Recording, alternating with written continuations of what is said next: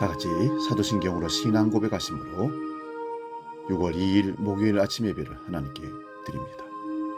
나는 전능하신 아버지 하나님, 천지의 창조주를 믿습니다.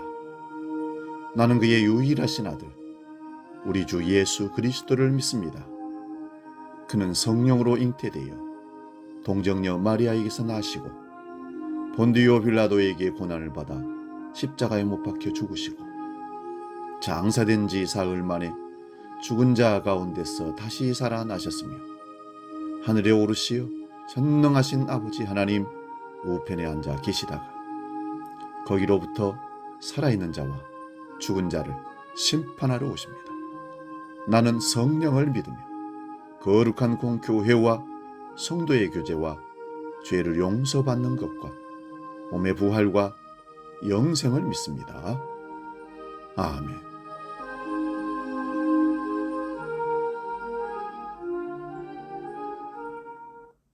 찬송가 374장 나의 믿음 약할 때 함께 찬송합니다.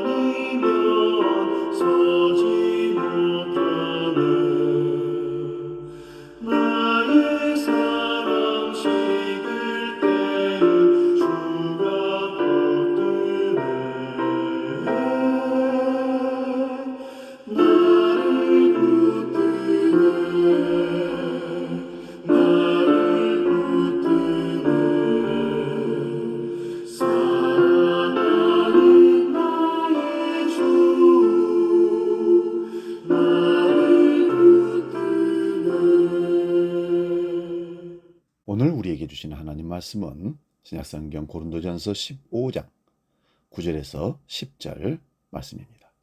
이 말씀 봉독할 때 살아계신 주님의 음성을 들을 수 있기 바랍니다. 고린도전서 15장 9절 10절 말씀입니다. 지금 봉독합니다. 나도 사도 중에 가장 작은 자라. 나는 하나님의 교회를 받게 하였으므로 사도라 칭함받기를 감당하지 못할 자니라. 그러나 내가 나아된 것은 하나님의 은혜로 된 것이니 내게 주신 그의 은혜가 헛되지 아니하여 내가 모든 사도보다 더 많이 수고하였으나 내가 한 것이 아니요 오직 나와 함께 하신 하나님의 은혜로다. 오늘 봉독한 말씀으로 완벽주의라는 함정, 이런 제목으로 말씀 상고하며 은혜를 나눕니다. 완벽주의라는 함정. 우리 사는 삶 가운데 가끔씩 완벽주의를 추구하는 사람들이 가끔씩 있습니다. 참 곁에서 보기에도 피곤하고 어떻게 저렇게 살 수 있을까? 좀 유두리 있게 융통성 있게 살면 안 될까? 그럴 때가 있습니다. 우리는 완벽주의라는 무서운 함정에 빠지는 경향성이 있다는 것입니다. 사도 바울은 갈라디아서 3장 3절에 이렇게 말씀합니다. 너희가 이같이 어리석으냐? 성령으로 시작하였다가 이제는 육체로 마치겠느냐? 그러면서 완벽주의를 지향하는 갈라디아 교회 유대주의 성도들에게 경고했습니다. 완벽, 완전은 좋은 단어입니다. 하지만 완벽주의, 완전주의는 썩 좋은 단어가 아닌 것입니다. 하지만 완벽주의, 완전주의는 그렇게 좋은 단어가 아닙니다. 심리학자들은 완벽주의자들에 대해서 이렇게 얘기합니다. 매사 자기들이 성취할 수 없는 그 수준의 목표를 설정하고 이 목표를 성취하기 위해서 온갖 수단과 방법을 가리지 않는다. 그리고 자기의 잣대로 자기의 성취에 대해 스스로 평가하려고 하는 사람들이라고 정의합니다. 완벽주의에는 기쁨과 만족이 결코 없습니다. 성취가 불가능한 목표를 설정하기 때문에 늘 긴장하고, 그래서 다른 사람들과 관계도 굉장히 좋지 않은 경우가 많습니다. 따라서 완벽주의자들은 자신에 대해 실망과 좌절과 슬픔과 고통, 분노를 경험할 공산이 크다는 것입니다. 만일 하나님께서 행위의 근거를 해서 우리를 받아주신다면 어디까지 선행을 해야 하는지 판단 기준이 모호할 것입니다. 행위지상주의에 빠지면 종착점에 가서는 하나님을 원망하는 상황에 직면할 가능성이 많다는 것입니다. 행위로 하나님의 사랑을 받을 만하다는 평가를 받을 수 있는 사람은 이 세상에 단 한 사람도 없습니다. 예전에 어떤 분이 간증하는 것을 들어봤습니다. 교회를 다니며 교인이 된 뒤부터는 영적으로 완벽해지고 더 이상 죄를 짓지 않았다고 증거하는 것입니다. 그가 간증한 뒤 한 여인이 그에게 다가와서 내가 있었다는 것을 잊지 마세요 라고 했다는 것입니다. 무슨 말씀이냐 하면은 나는 당신이 실수한 것을 보고 있었어, 그런 뜻입니다. 어떤 교인은 지난주는 이 교회, 이번 주는 저 교회, 그리고 다음 주는 또 다른 교회 전전한다는 것입니다. 완벽한 교회를 찾기 위해서 그렇게 한다는 거예요. 이를 본 그의 친구가 이렇게 말했습니다. 친구, 이 세상에 완벽한 교회는 없다네. 그러나 자네가 완벽한 교회를 발견하면 절대로 그 교회로 교적을 옮기지 말게 하면 그 완벽한 교회를 자네가 망치게 될 것에. 그렇습니다. 이 세상에 완벽한 사람, 완벽한 것, 완벽한 교회는 결코 없습니다. 우리는 단지 하나님의 놀라운 은혜로 구원받고 용서를 받은 죄인들입니다. 우리가 잘나서, 우리가 선행을 잘해서 완벽한 삶을 살아서 하나님이 우리를 선택해서 하나님의 자녀로 삼은 것이 결코 아니고, 부족하고 냄새나고 추한 모습들이 많지만 하나님 먼저 은혜를 베푸셔서 불쌍한 우리를 부르시고 예수 그리스도의 십자가의 은혜로 구속하시며 우리를 하나님의 자녀로 삼아 주신 겁니다. 결코 우리가 한 것이 없습니다. 이것을 우리는 하나님의 선행 은혜라고 말합니다. 먼저 은혜가 있어서 우리를 부르신 거지, 우리가 옳고 바르고 똑똑하고 완벽해서 하나님 우리를 불러서 하나님의 자녀로 결코 삼지 않았다는 것입니다. 성품에서 혹시 남보다 나을 수 있습니다. 하지만 여전히 불완전한 사람이 바로 저와 여러분들입니다. 예수님은 마태복음 5장 48절에서 하늘에 계신 너희 아버지의 온전하심과 같이 너희도 온전하라고 당부하셨습니다. 이 말씀은 우리가 완벽하다는 것을 의미하는 것이 아니라 실수할 수 있음을 함축하고 있습니다. 우리가 온전해져야 하는 과정이 필요함을 언급한 것입니다. 이는 최선을 다하는 것을 의미합니다. 하나님은 이스라엘 백성들에게 가나안 땅을 점령하라고 하셨습니다. 그러나 하루 만에 모든 것을 달성하라고 하지 않으셨습니다. 출애굽기 23장 29절 이하에 이렇게 기록되어 있습니다.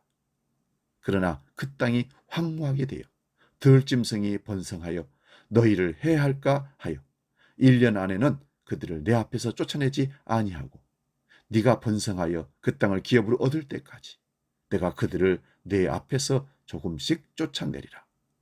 무슨 뜻입니까? 젖과 꿀이 흐르는 땅을 조금씩 차지하게 된다는 말씀입니다. 사도 바울은 로마서 12장 3절 4절에서 이렇게 말합니다. 내게 주신 은혜로 말미암아 너희 중에 각 사람에게 말하노니 마땅히 생각할 그 이상의 생각을 품지 말고 오직 하나님께서 각 사람에게 나누어 주신 믿음의 분량대로 지혜롭게 생각하라. 이 말씀은 우리가 설정한 목표를 다 성취할 수 있다고 자만하지 말라는 말씀의 의미입니다.